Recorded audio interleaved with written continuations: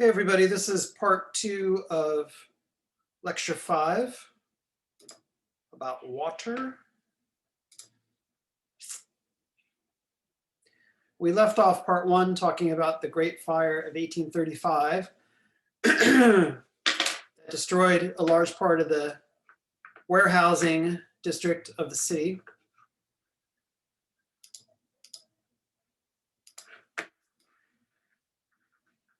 So that part marked in red there. And the Great Fire of 1835, which cost the city millions of dollars in damages, was finally the thing that led to the construction of a water system for the city, which was the Croton Aqueduct.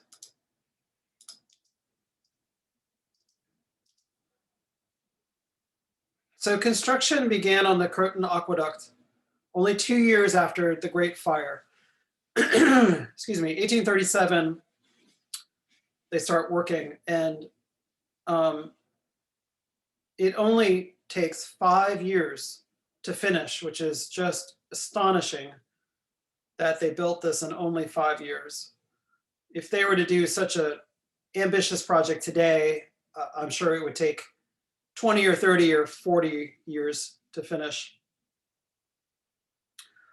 The chief engineer was named John B. Jervis, and the idea behind the Croton Aqueduct was that it was going to be a system that would last for years and years and would be able to have enough capacity to accommodate the city in the future as it was growing bigger and bigger, and that it would bring in water from upstate, excuse me, that would be fresh water and would be brought into the city so that they wouldn't have to drink the local water that was contaminated. So this was beautiful fresh water from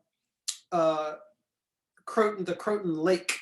So it was lake water. And you can see here in this diagram that they created a dam, and the Croton Lake became the Croton Reservoir. And then from there, they brought down the water in a series of masonry culverts and iron pipes down along the Hudson River, crossed over into Manhattan by High Bridge, and then it was stored in 2 reservoirs, which we'll look at in a minute. And then from there went to public taps, to fountains, and into people's homes. So it's coming from upstate. One thing that's interesting about it is that it was a very simple system in that it did not use any kind of machinery like pumps or anything. It was just gravity. It was using the natural elevation of the land from upstate down to Manhattan. It was essentially flowing from uphill downhill, and so the water was going just by gravity alone. Once it crossed into Manhattan over the Bronx River, you can see there sections of it were iron pipes and sections of it were masonry conduit. And so the blue here you can see is iron pipes, the red is masonry. And parts of it originally were above ground. Of course, it had to be above ground to get across the Harlem River. And you can see here that parts of it originally were above ground, even in Manhattan. This part here, right here was above ground, for instance, between 85th and 107th Street. This part as well was above ground to get across that valley at Manhattanville. But other parts of it were underground. It's surprising looking at this to think that part of it would be above ground in Manhattan, but keep in mind the commissioner's plan had not been anywhere near finished by this point, by the when they started construction in the 1830s. So this whole part of the middle part of the island, which you read about in the commissioner's plan reading, was called the common lands, and that was pretty much vacant land. So the common lands were something like shaped like something like this. So they could place the receiving reservoir right in the middle of it without any problem. It's not like they had to tear down people's houses to do it. And then the distributing reservoir, smaller, was down here. So the water is coming in over the Harlem River and then down the Upper West Side to this reservoir, and then under pipes down to the distributing reservoir. And this is a kind of a diagram, a section diagram showing how the water was distributed to the city. This is the receiving reservoir here in the middle of the island. You can see it's flowing by gravity. This topography is kind of crunched, so it's exaggerated, but the idea is it flows down to the distributing reservoir and then down to the city,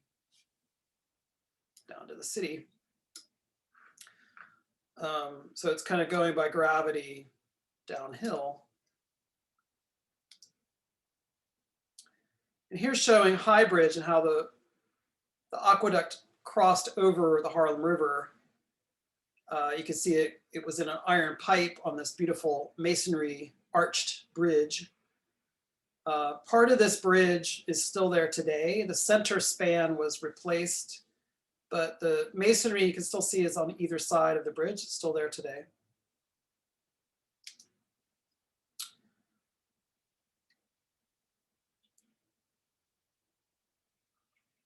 And then here's two views of the two reservoirs. This is the larger receiving reservoir here, which was in the common lands, and then as we'll see next week, that eventually became the site for Central Park. So the reservoir was there, and then the smaller distributing reservoir was here at 42nd Street and 5th Avenue. It was built on the site of a cemetery, which later became Bryant Park, and then much later the New York Public Library. So the New York Public Library was actually built on the foundations of the old distributing reservoir. And there are places in the public library where you can go, and if you look down, if you know where to look, you can still see some of the reservoir foundations. The interesting thing about the distributing reservoir at 42nd Street is that it was designed in a kind of Egyptian revival style with these heavy battered walls. And you can see people up here walking. It became a tourist attraction. They let the public go up and walk around its perimeter. And it was high enough that there were good views up there, so people would do that for recreation. And you can also see that even though it's at 42nd Street and 5th Avenue, the city had not been developed up to that point in the 1840s, so it's still in a pretty rural setting when it was built. Excuse me. So what we have here is a view of the middle part of Manhattan.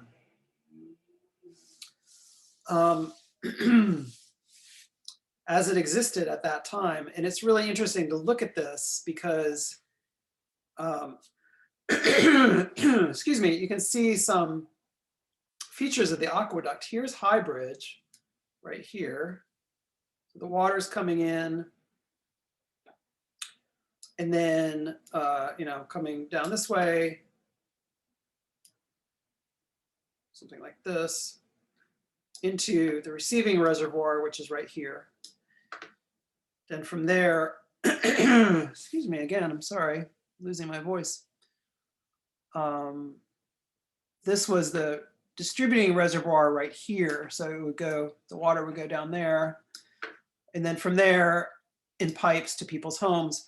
They use the commissioner's plan avenues and streets to lay pipe beneath, logically. Broadway at that point was the most important street. So most of the avenues had one pipe. Broadway had two pipes. And then I want to show you, as long as we're here, show you some other landmarks on this drawing, because there's a lot to see.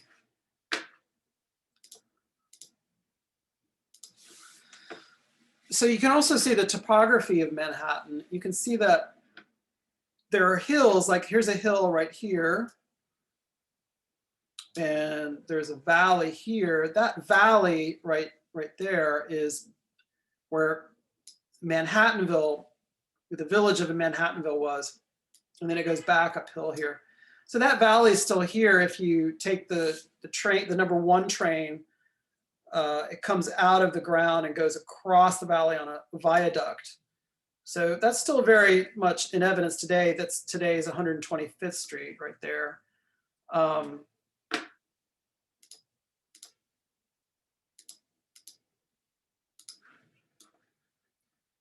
Other thing I wanted to point out is this is the Bloomingdale Insane Asylum, which shows up on the Randall farm maps.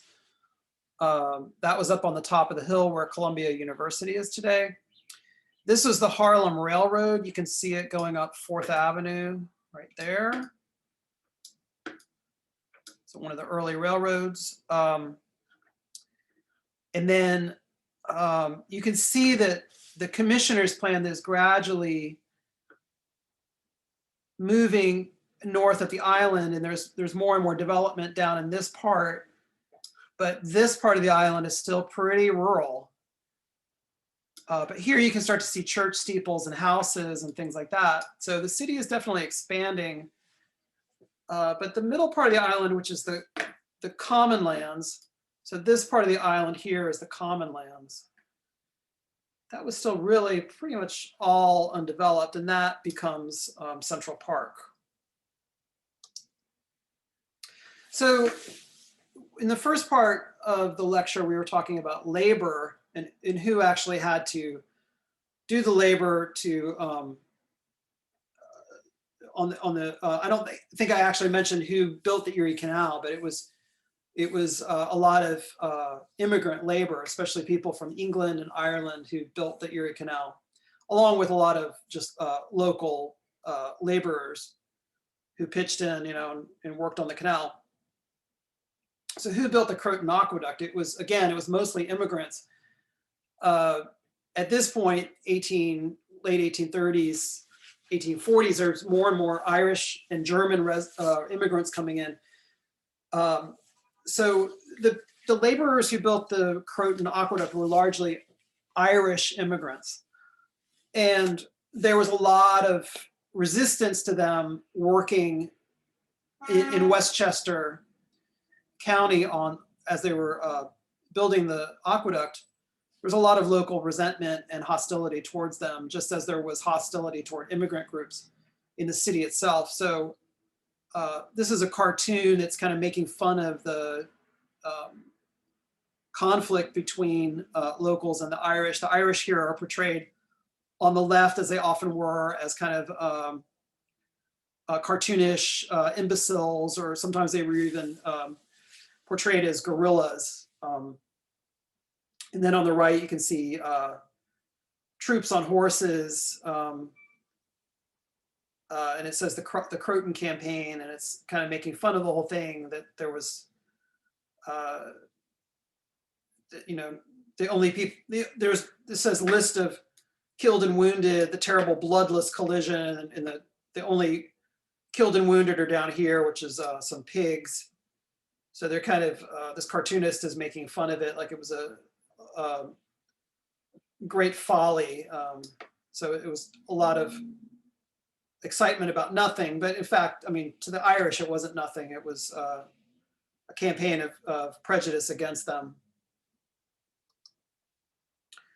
And this prejudice extended down into the city as well. So this was kind of a lot of Irish people were coming over at this point, and there was a lot of animosity towards them and German immigrants and other immigrant groups.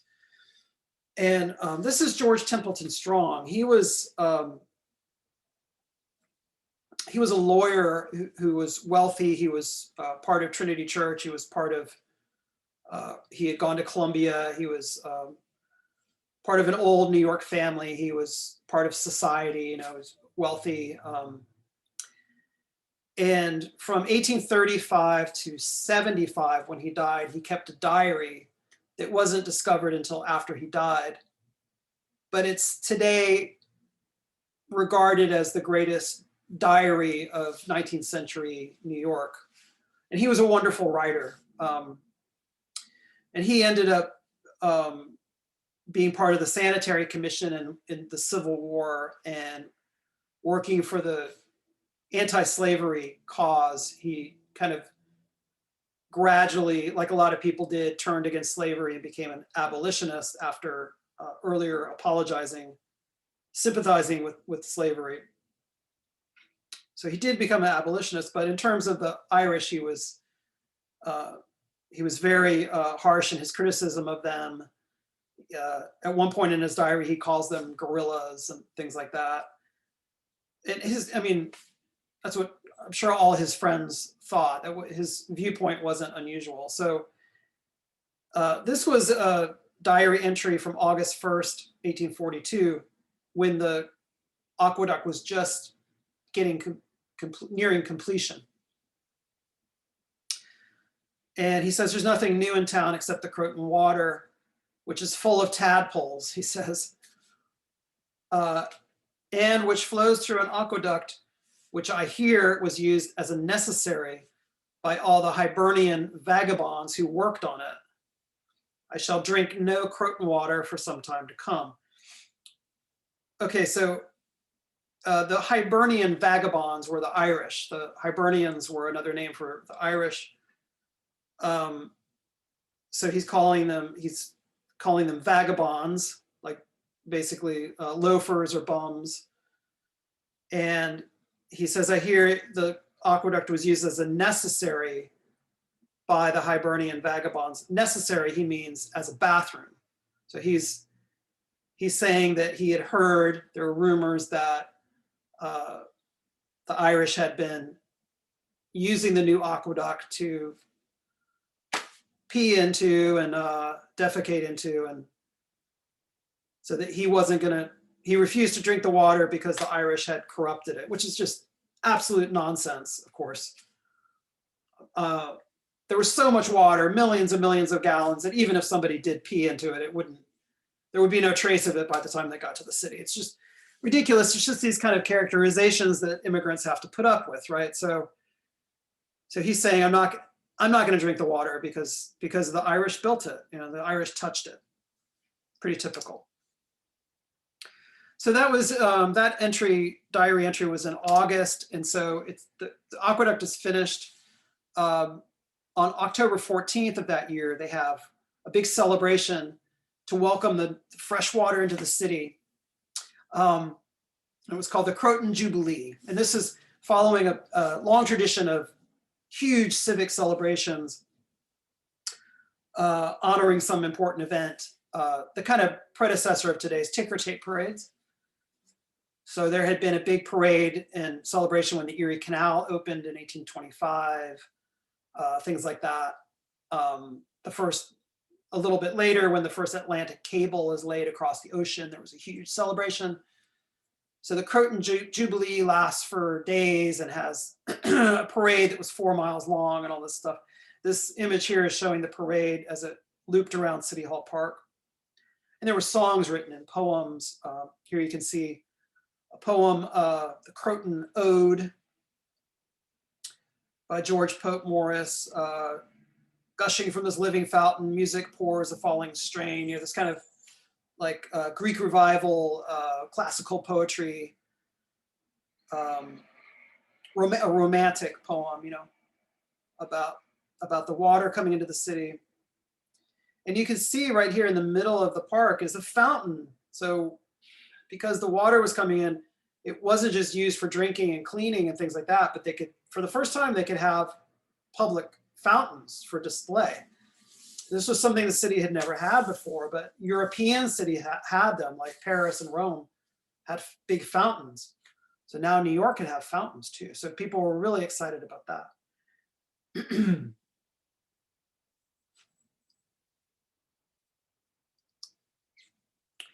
So they built 3 fountains as part of the original Croton system. There was one down in Bowling Green, a kind of little fountain, not very impressive apparently. And then there was the big one in City Hall Park, and then a similar one in Union Square. So those 3 fountains.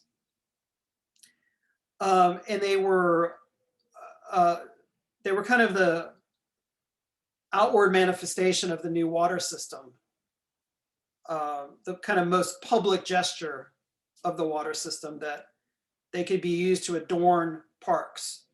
So for the first time, New York's parks become something beyond just like fresh air and ventilation or a place for the local militia to exercise, but it starts to become more like what we'll talk about next week with Central Park, where it starts to become more of a landscape for rest, relaxation, contemplation.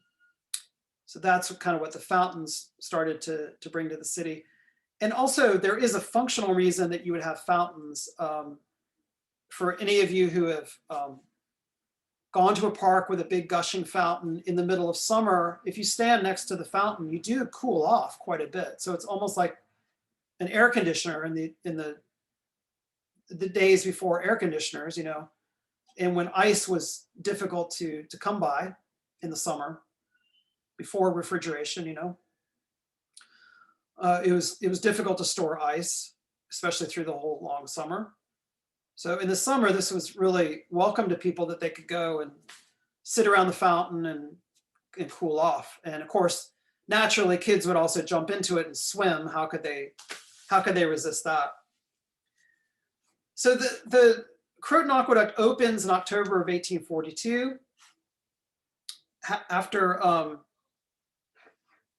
centuries of not having a water supply,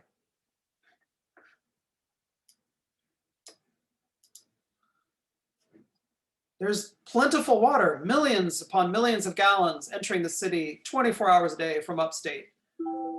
Not just any water either, pure water, clean water that you can drink and you can use to bathe in. And you can use to wash the streets, to fight fires. Enough water to fight fires, you know, a little better than they could before. Although the firefighting equipment was still really antiquated. At least there was more water, so they had more of a chance against the fires. And it was also, this was welcomed by the temperance movement, people who were against drinking whiskey and spirits. They saw the introduction of water into the city as something that would help people's virtue, that it was going to be beneficial to people, not only for their health, but for getting them to stop drinking whiskey and spirits all the time. So the temperance movement kind of gathered steam, and they were thrilled by this. And a lot of the firefighters were also in the temperance movement. So they were really excited. The firefighters marched in the parade to celebrate the opening of the canal, of the system, and in temperance societies as well. There's a lot of writing about this was the dawn of a new age for New York, you know, more modern city, cleaner, but also with fewer drunk people. And it was a miracle, if you can imagine, you know, lifetimes with no water, no steady supply of water, and then you can get water anytime you want. I mean, so I just poured myself a glass of water and I didn't even think about it. I just went to the tap and poured myself a glass of water. And we do this all the time. And this is Croton water, right? This is from upstate. And I never even think about it. So what would have it felt like in 1842 to be able to do this for the first time, instead of going to some dirty pump or buying water from who knows where, from some sketchy water vendor? You can actually have upstate water directly poured into the glass at home, and you can drink it anytime you want, and bathe in it. So that must have just been absolutely mind-blowing, right? That this could happen. So, okay, you can probably tell from now, from what we've been talking about, that there are very clear class divisions in New York society. And as the city gets wealthier, as it gets bigger, these class divisions are just, the gap between wealth and poverty is just getting wider and wider and wider every day.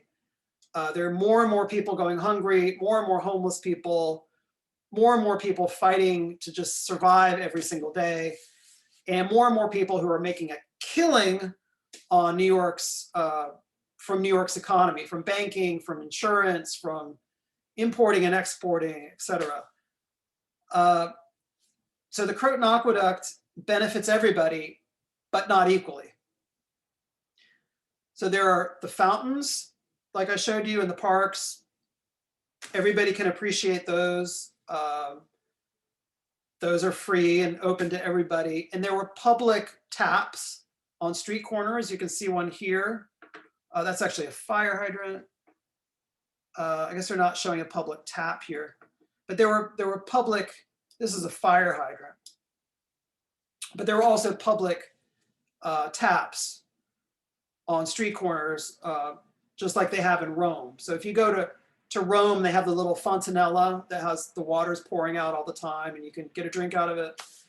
They had that in New York, and that also was free. So if you needed a drink of water, you could go fill it up from that. But if you wanted plumbing brought directly into your home, you had to pay for it. So those who could afford it started to install bathrooms in their houses for the first time. So they didn't have to have the outhouse in the back to use the bathroom, and they could have a bathtub in their house. People certainly bathed before the Croton Aqueduct, but it was a much less frequent ritual and harder to do. So they would typically set up a bathtub temporarily in the kitchen or something, and then they would have to fill it up with water that they got somewhere else, and then they had to heat it up, and it was a process. So of course it meant that inevitably people didn't bathe as much. Once people got indoor plumbing, they could have a bathtub inside, like what we have today, where you can just fill up a tub at a moment's notice. People started bathing a lot more, which was great for the city because people got a lot cleaner. They could go to the bathroom and wash their hands right away. And we've found out how important it is to wash hands over the last year during the pandemic. And they could have water closets, meaning they could have indoor toilets. So people started building bathrooms, but it cost money. So only those who could afford it had those privileges. And the rest of the people had to make do with outhouses still, washing hands less frequently, getting their water supply from the public taps. So it didn't benefit everybody equally. And that was something that, people wrote about and criticized a lot at that point. It was, that was a big problem for critics of the system. So our old friend George Templeton Strong, so back in August of 1842, he said, "I am not going to drink the water." Well, so by the following summer, during a heat wave, he has changed his tune completely, and he's installed a bathroom and brought the plumbing directly into his house. So he vowed that he would never drink the water because of the Irish immigrants touching it, but eventually he gave in and he has a bathroom installed in his house, and he starts taking baths every night. He can't believe how wonderful it is. And he says, I've led a rather amphibious life for the last week. This is the first week when his bathroom was finally finished. He says, paddling in the bathtub every night, and constantly making new discoveries in the art and mystery of ablution. He says taking a shower upside down is the latest novelty. It's a real luxury. So he completely was convinced, as many others were once they availed themselves of the pleasure of a daily bath, and indoor toilet and indoor wash basin.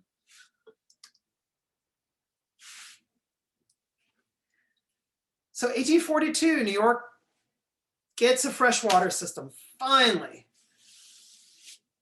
So a modern city, modern water system that's the envy of the rest of the country. All their problems are solved, right? They're not going to have to deal with disease anymore. They're not going to have to deal with fire anymore, right? Unfortunately, no, it didn't solve all the problems. And yet again, 10 years after the Great Fire of 1835, there's another Great Fire, the Great Fire of 1845. This happens in the middle of summer, in the dead of night, and it starts with an explosion. So I mentioned in the first part of the lecture that there were no building codes to speak of in the city at that point. And so in this case, there was a warehouse next to a chair factory. The chair factory, you can imagine, had a lot of sawdust on the floor and a lot of flammable materials and things like that. The warehouse next to it was being used to store a compound called saltpeter, which was used to manufacture gunpowder and is a very volatile chemical. And what happened was some spark got into the saltpeter and the warehouse exploded, spread to the chair factory. The fire got completely out of control and it spread.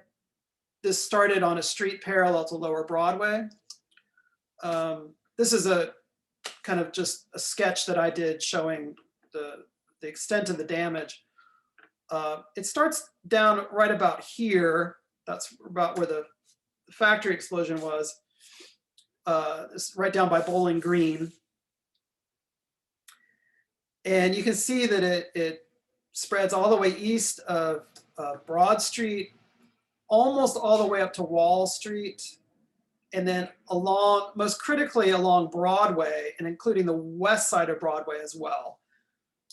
So the 1835 fire was something like over in this area. So the 1845 fire burns to the ground another big swath of the city, right next to the other part that had been destroyed 10 years ago. I should mention also that after the 1835 fire, they quickly rebuilt that part of the city. So it's not like it was still in ruins. And likewise with the 1845 fire, they quickly rebuilt the area. But it did ruin, some people were killed, and it did ruin a lot of businesses, especially in the insurance industry. Destroyed some hotels, destroyed a lot of houses.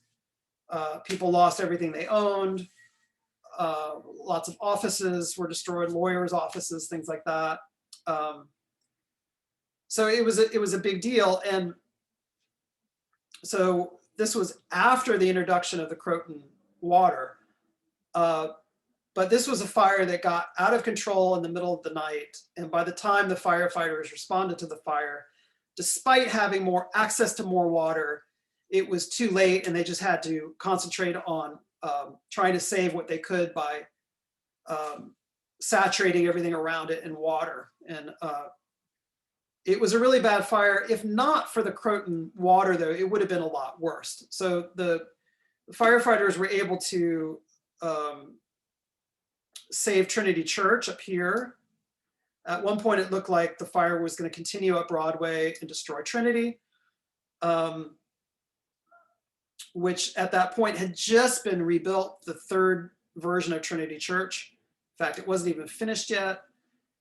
And they were able to save buildings along Wall Street, and they were able to save a lot of the products and warehouses over here, but still millions of dollars in damage and a lot of people lost their businesses, went bankrupt, and things like that. But gradually the introduction of the modern water system, and then especially with the formation of the modern day fire department, which I think is in 1865, gradually these kind of great fires didn't happen as often, although fire continued to be a problem for the city. Oh, also on this map this is George Templeton Strong's house, the diarist, a couple blocks west of Trinity on Greenwich Street. And so in his diary, he talks about this fire. He leaves a vivid account of it. He was actually thrown out of his bed by the explosion in the middle of the night, and looked out his window and saw what was happening, and rushed over to the fire as quickly as he could. And he ends up being there all night and watching the fire as it happened. And then, so fire continued despite the water, and disease did as well. So 1849, this is now 7 years after the Croton system is finished, there's another dreadful outbreak of cholera that was in the whole country. So Philadelphia and Baltimore were affected as well, and Boston. And it ended up killing 5,000 people in New York City. So epidemics continue to happen as well, despite the clean water. This is a poster that was put up during that cholera epidemic. And you can see that they still didn't understand what it was, that it wasn't for years later that people would understand that it was a bacteria that was carried in contaminated water. So there was still enough contaminated water in the city that the Croton system didn't solve that problem either, or not completely anyway. And so people were getting sick and then spreading the disease. You can see from this warning that they had no idea how to stop it. They were saying avoid raw vegetables and unripe fruit. That had nothing to do with it. Abstain from cold water. That had nothing to do with it. Don't sleep or sit in a draft of air. Avoid getting wet. I mean, none of these things really had anything to do with the cause, so they had no idea what they were doing. So this is a bit of an epilogue. We're almost done, but I just wanted to show you the next generation of the Croton Aqueduct. So this was the first system down here, and you can see that then there was the new Croton Aqueduct was finished in 1890, which improved the system, enlarged the capacity, and replaced a lot of the old tunnels that were used for transporting the water. And in the city, replaced a lot of the infrastructure. So it's just kind of a modernizing of the original system. And then in 1916, there was the construction of the Catskill Aqueduct, which came down from further north upstate, up by Ashokan. And this is the Catskill Aqueduct coming down to the city. And this is the Ashokan Reservoir, which was created for that purpose. And if you go up that way, this is up by Woodstock, sorry.